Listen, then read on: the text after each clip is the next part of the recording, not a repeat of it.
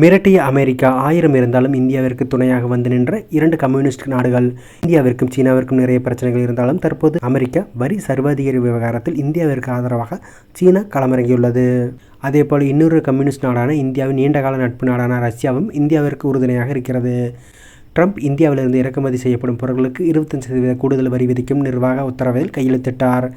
இந்த உத்தரவில் ரஷ்ய எண்ணெயை இந்தியா நேரடியாகவோ அல்லது மறைமுகமாகவோ இறக்குமதி செய்வது அமெரிக்காவிற்கு அசாதாரணமான மற்றும் மோசமான அச்சுறுத்தலை ஏற்படுத்துகிறது. தேசிய பாதுகாப்பு, வெளியுறவு கொள்கை கவலைகள் மற்றும் பிற வர்த்தக சட்டங்களை மேற்கோள் காட்டி அவர் இந்தியாவிற்கு எதிராக அபராதம் விதித்துள்ளார். ரஷ்ய அதிபர் விளாடிமிர் புட்டின் விரைவில் இந்தியாவிற்கு வரவுள்ளதாக தேசிய பாதுகாப்பு ஆலோசகர் NSA அஜித் தோவல் வியாழக்கிழமை அன்று மாஸ்கோவில் தெரிவித்தார்.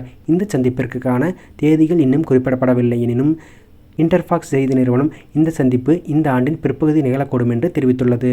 அதிபர் புட்டின் இந்தியாவிற்கு வருகை குறித்து மகிழ்ச்சியை தெரிவித்த தோவல், எங்களுக்கு இடையான ஒரு சிறப்பான நீண்டகால உறவு உள்ளது. இந்த உறவை நாங்கள் மதிக்கிறோம். உயர்மட்ட அளவிலான ஈடுபாடுகள் பெரிய அளவில் பங்களித்துள்ளது. அதிபர் புட்டின் இந்தியாவிற்கு வரும் செய்தி கேட்டு நாங்கள் மிகவும் உற்சாகமாக இருக்கிறோம். தேதிகள் கிட்டத்தட்ட இறுதி செய்யப்பட்டதாக நினைக்கிறேன் என்று குறிப்பிட்டார். புட்டின் இந்திய வருகை குறித்து மாஸ்கோ இதுவரை அதிகாரப்பூர்வ அறிக்கை எதுவும் வெளியிடவில்லை.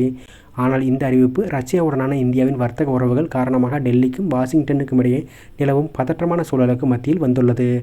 இந்தியாவுக்கும் ரஷ்யாவுக்கும் இடையான வர்த்தகம் சோவியத் யூனியன் காலத்திலிருந்தே நீண்டகால உறவை கொண்டுள்ளது.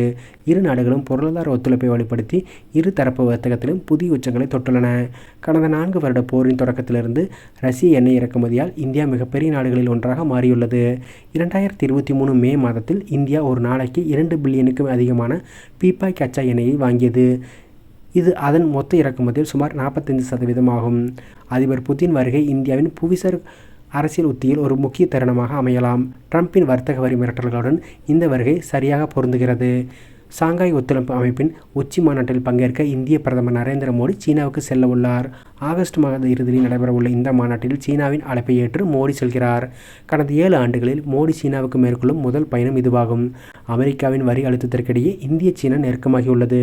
பிரதமர் மோடி சீன அதிபர் ஷி ஜின்பிங்கை சந்திக்கும் நிலையில் வரி விதிப்பு தொடர்பான விவகாரத்தில் சீனா இந்தியாவின் நிலைப்பாட்டிற்கு ஆதரவு தெரிவித்துள்ளது.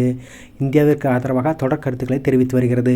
இது இரு நாடுகளுக்கு இடையான உறவை மேலும் வலுப்படுத்தும் என்று எதிர்பார்க்கப்படுகிறது. சீன வெளியுறவுத்துறை அமைச்சகத்தின் செய்தி தொடர்பாளர் கோ ஜியாங்குன் இதுகுறித்து பேசுகையில், வரிகளை தவறுதலாக பயன்படுத்துவதை சீனா எப்பொழுதும் எதிர்க்கும்.